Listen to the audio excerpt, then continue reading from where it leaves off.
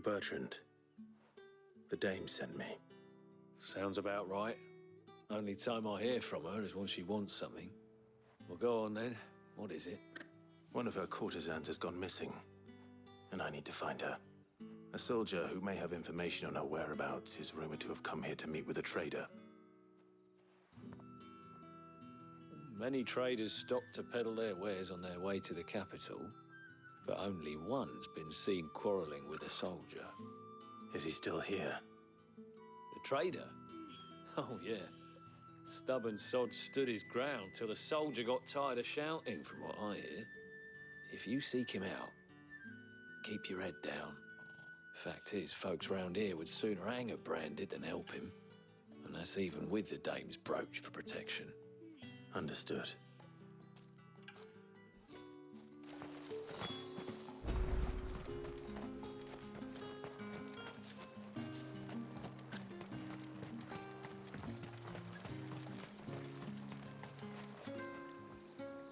What's this? A branded?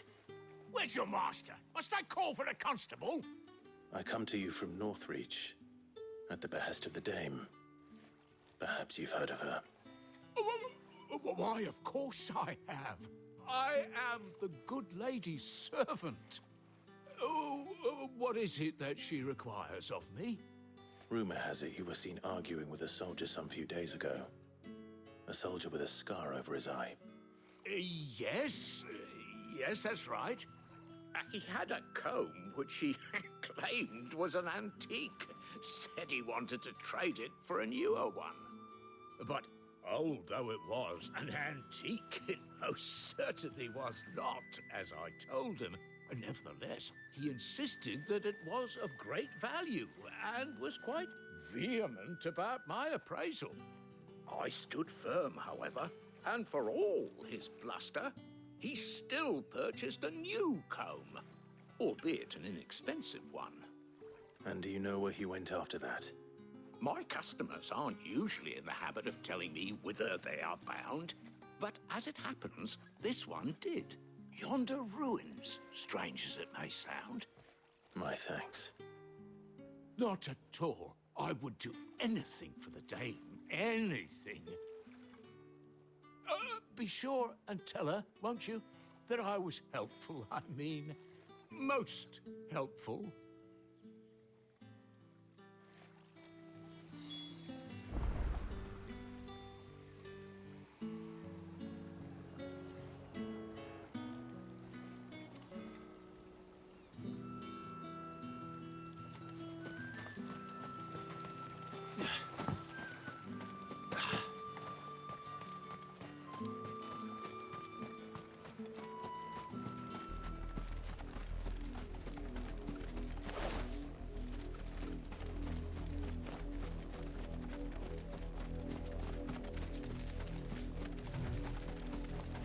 It smells of death here, Torgal. Wolves. We can't let them get any closer to the village.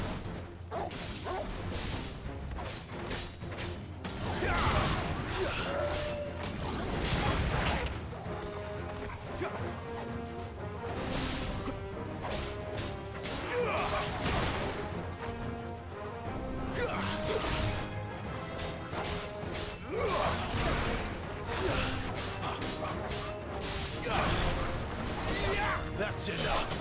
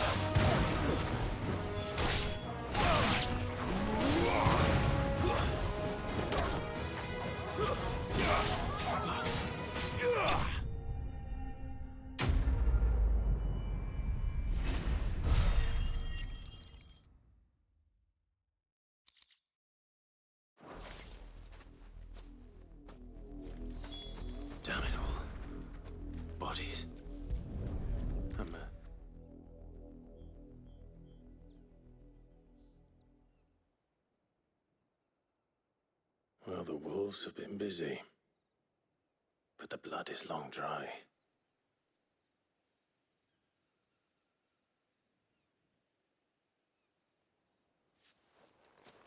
So it is you, Tatien. If that's true, then the body next to hers will be Yannick's. The girl Yannick went off to see every night. He said her name was Tatien. You... Did you follow me? Now, why would I do that? Unless you think I'd have good reason to. But no. I was sent to find Yannick.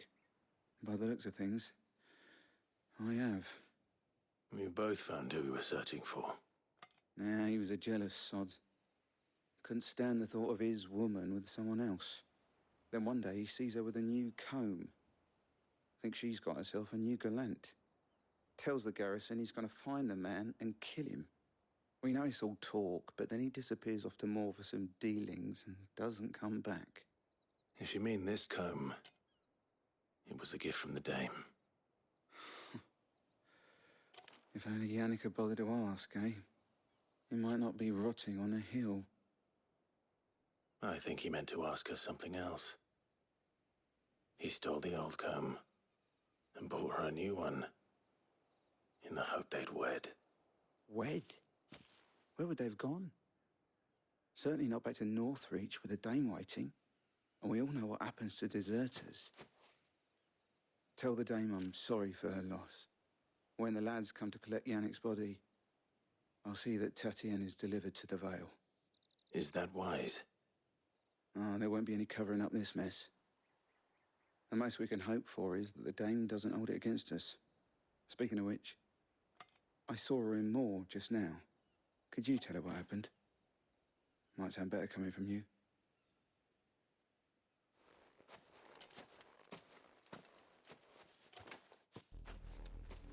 I need to tell Isabel. Perhaps the comb will give her something to remember Tatien by.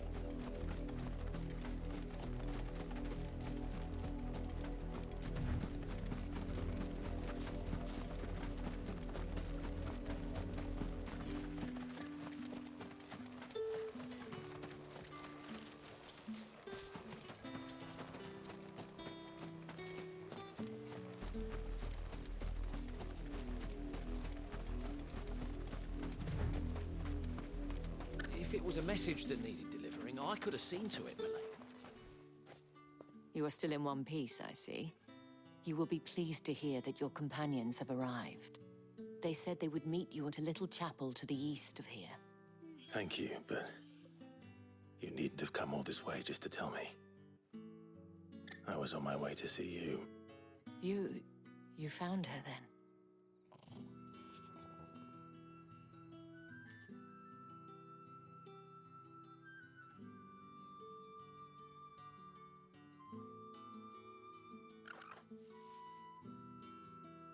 I see. My dear Tatien. It is by no means uncommon for a client to fall for a courtesan. Especially a client who's young and far from home. But rarely do such tales have happy endings. I found this with Tatien.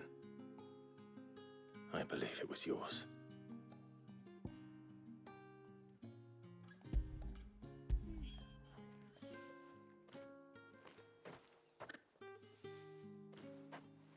Thank you for returning it. I shall see that it has a place on her pyre.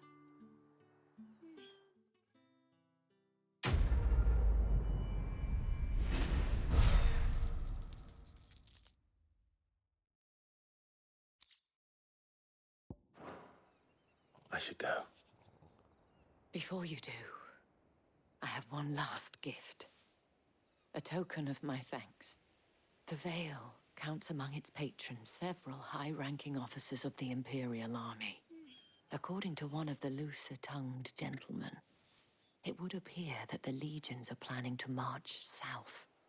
Or to mention the same thing.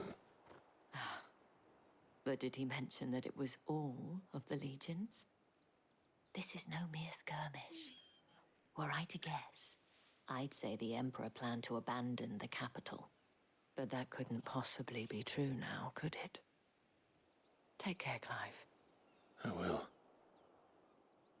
And thank you again.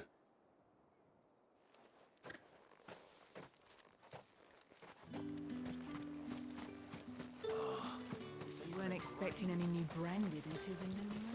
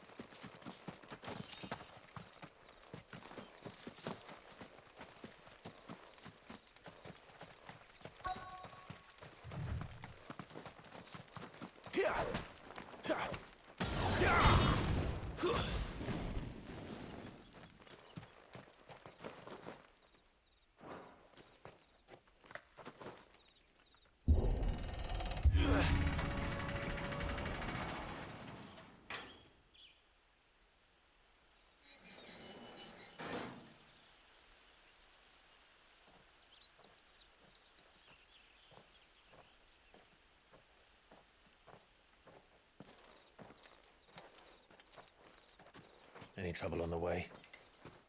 None worth mentioning. As I was telling Jill, it's worse than I thought. The capital's crawling with soldiers. And here I am, the deserter come home. Which is why we'll be taking the back door.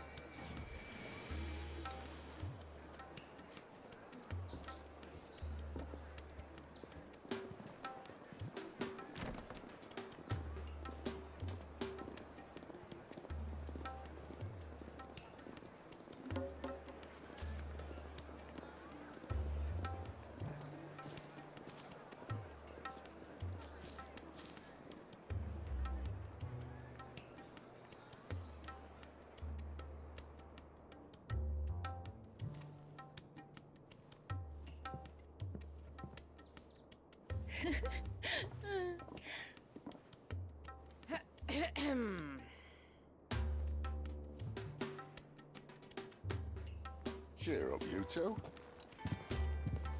Can't think of a safer place in the Empire than a...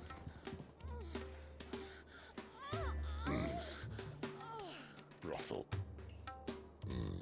Really? Doesn't seem very private.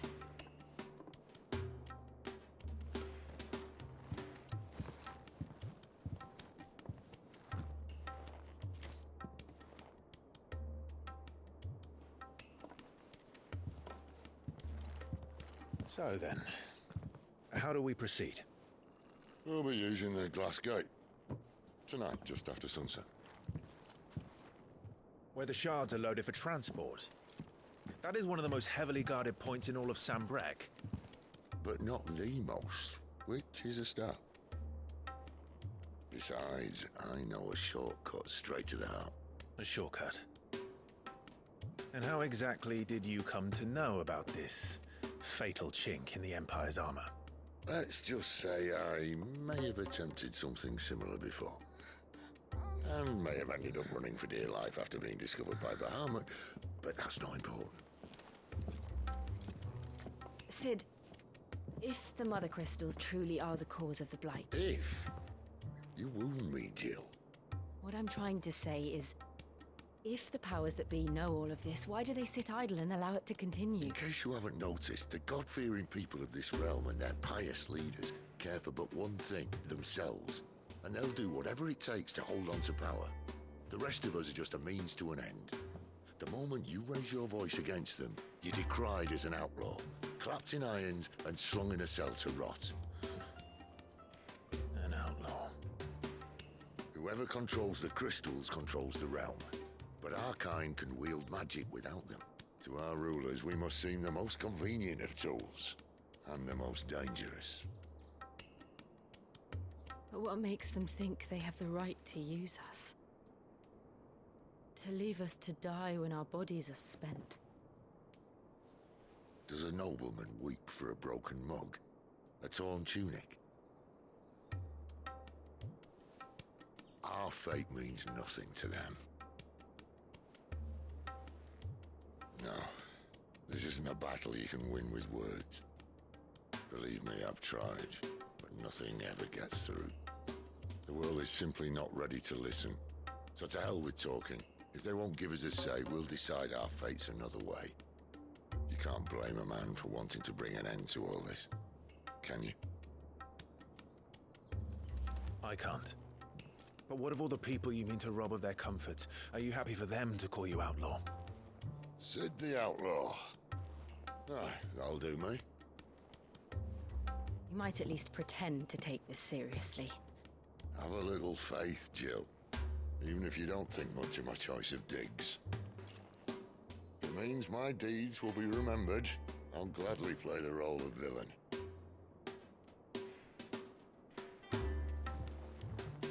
But first, we have a gate to crash. And once we're in, there'll be no turning back. So you best make ready. The world won't save itself.